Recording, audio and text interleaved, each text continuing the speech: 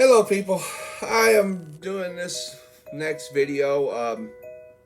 I really am getting tired of seeming like I'm saying the same things over and over again, but you can only tell the truth so many times, and if people don't believe it, that's really all you can do is keep telling the truth.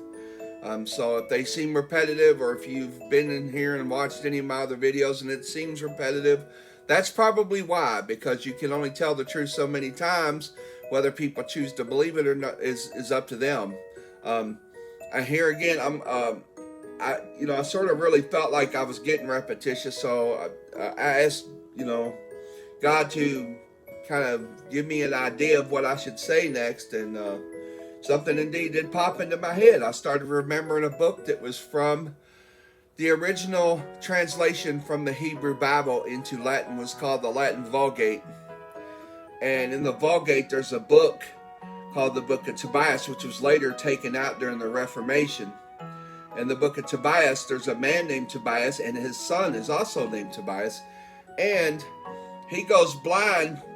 I guess I really took it if that was some kind of punishment because a man had owed him a debt, which is weird that he's punishing the man who was owed the debt rather than the one who was the one who owed him. You know what I mean? So I never understood that part of it. But the point being, Tobias made a deal with another man, and the man never paid Tobias. So Tobias went blind, but his son Tobias now meets the angel Raphael, and he travels with Raphael, and I guess he takes him on like a little journey to this man, and then he finally, through a lot of stuff happening, finally collects the debt that the man owed his father.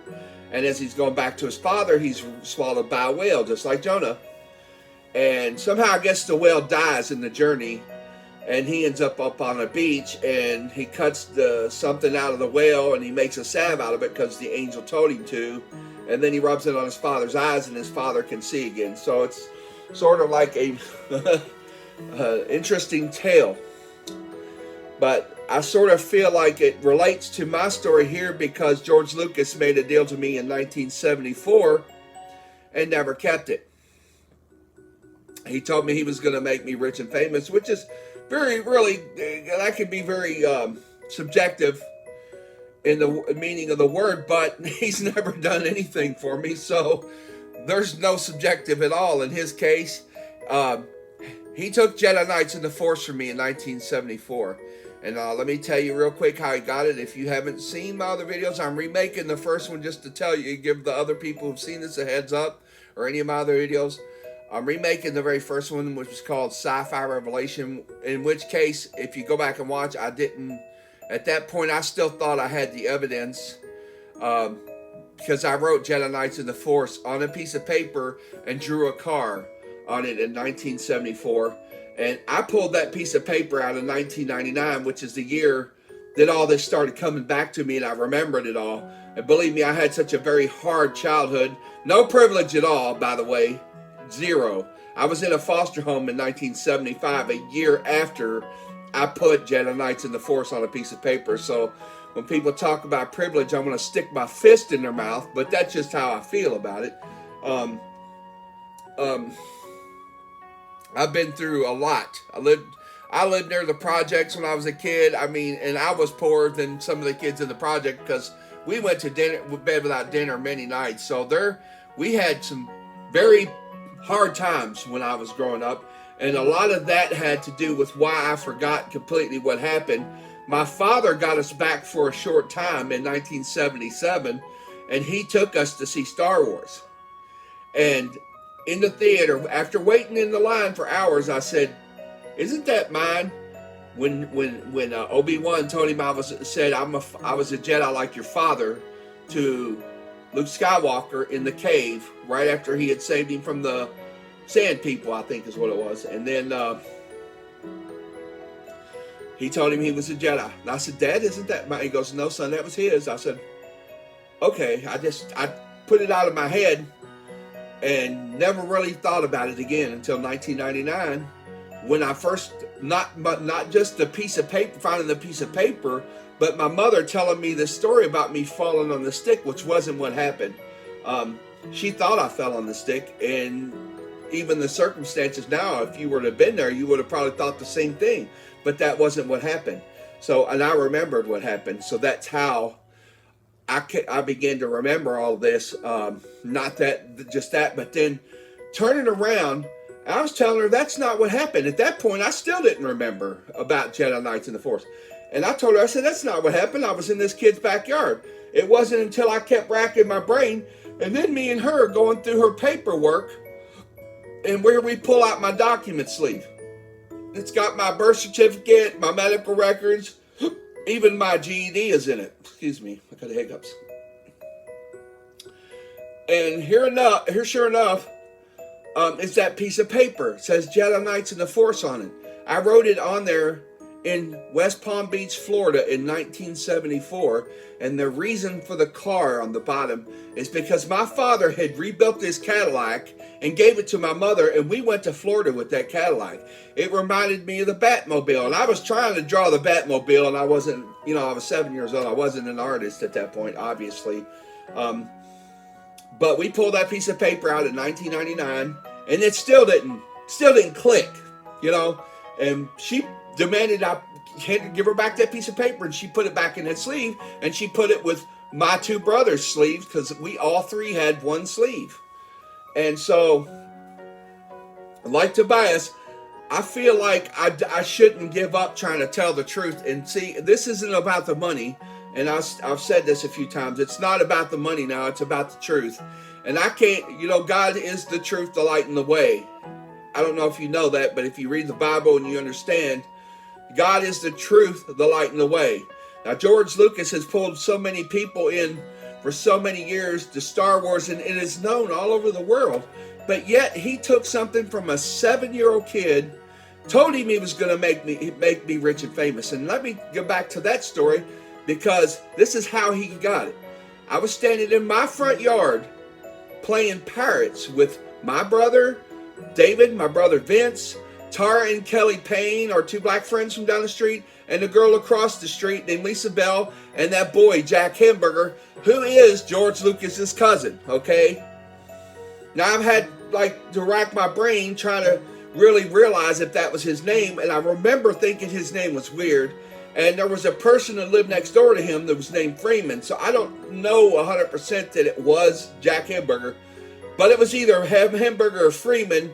But I would think that Hamburger would seem more weird, and at the time I do remember thinking his name was weird, so I'm thinking it was Hamburger, and it was Jack Hamburger, and it wasn't 5709 Robinwood, which is where the Freemans lived, but 5707 where the Hamburgers lived, and I'm pretty sure that it was the Jack Hamburger at 5707 Robinwood Road, and I lived around the corner 400 and something feet away on Rialto Boulevard, 5513.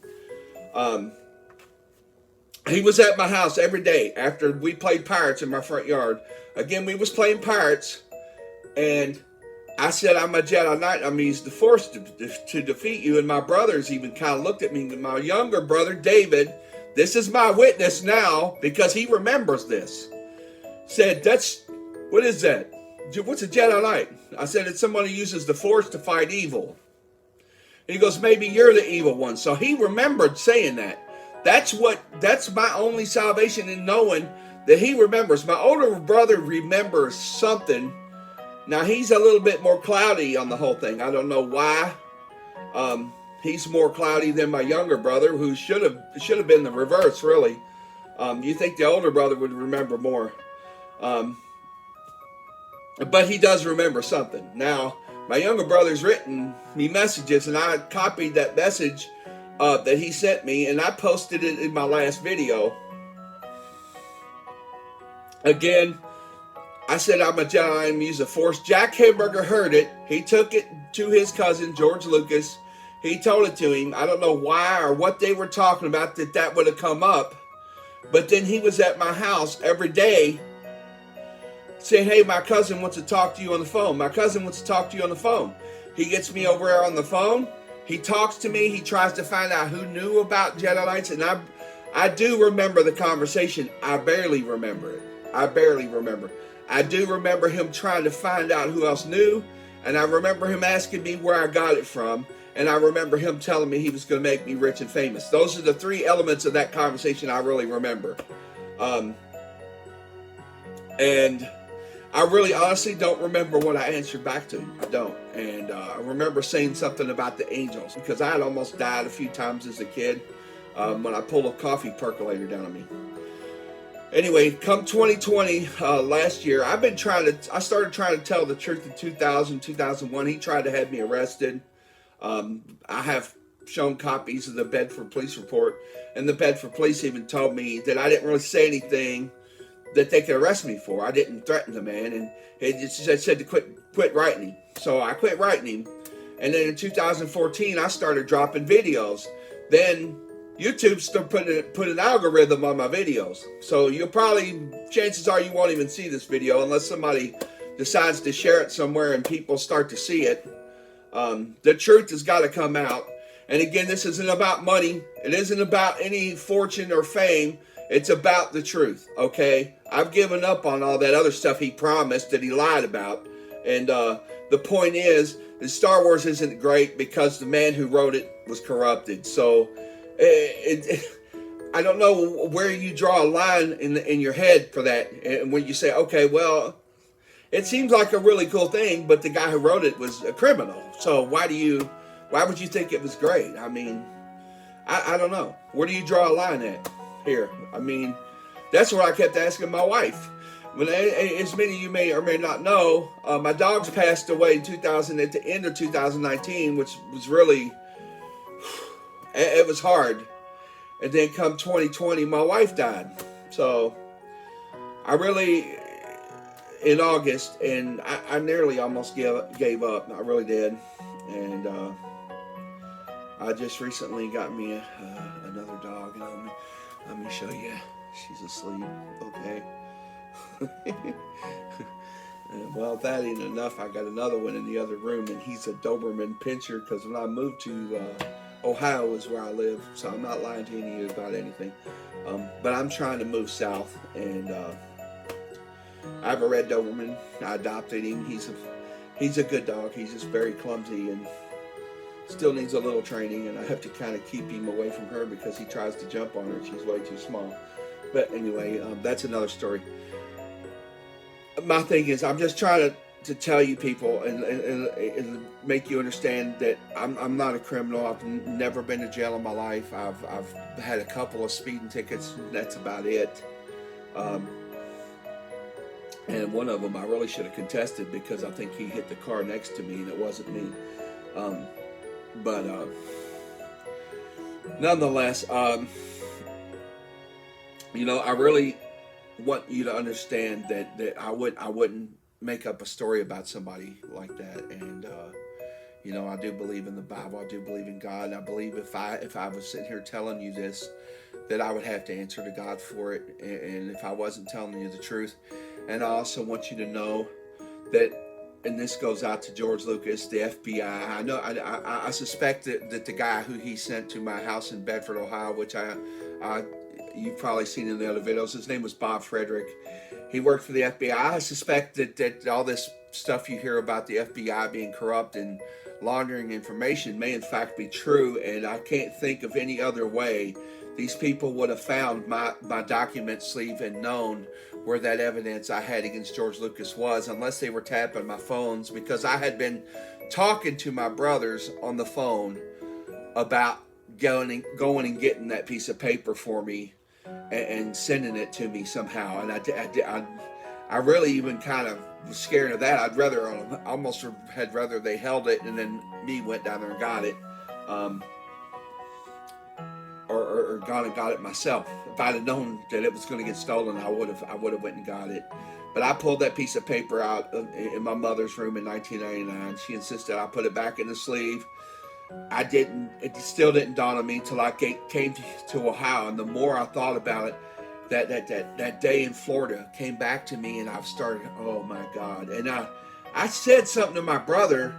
I said, you know why I think George Lucas robbed me? And this was in the same young brother that said George Lucas didn't rob you. The same brother who said, maybe you're the evil one. Well, see, that's not all. When we were in Florida and I wrote that Jedi Knights of the Force on that paper and drew the car, like I told you, that looked like the Batmobile. Because my dad rebuilt that Cadillac that we went to Florida with. When I went to put it inside, I started playing that. I was like, hey, I said, you know what? That kid's cousin might steal that. And he goes, nobody's going to steal that stupid thing. So it's between that, he remembered saying, nobody's going to steal that stupid thing. And then him saying, maybe you're the evil one. All that combined, it brought his memory back, and he remembered me saying Jedi Knights of the Force, not only in Louisville in 1974, but a few months later in Florida in 1974. That's 3 years before Star Wars came out, for any of you who don't understand. George Lucas stole it from me. He used his cousin Jack Hamburger. Jack Hamburger almost killed me the same day in his backyard with a piece of rebar. I'm not getting into this story again, but that's how all this came about, and how I remember, and why I wanted to break up the book of Tobias, because I'm at the point now, it's not about the money. It's not about gaining fame or fortune for this. I don't want to be famous. I just want him to tell the truth. Of course, there probably will be a certain amount of attention I'll get if he ever does tell the truth. But my last message is not to all of you, but to George Lucas and the FBI. Disney, you all know what you did. George Lucas, you know what you did.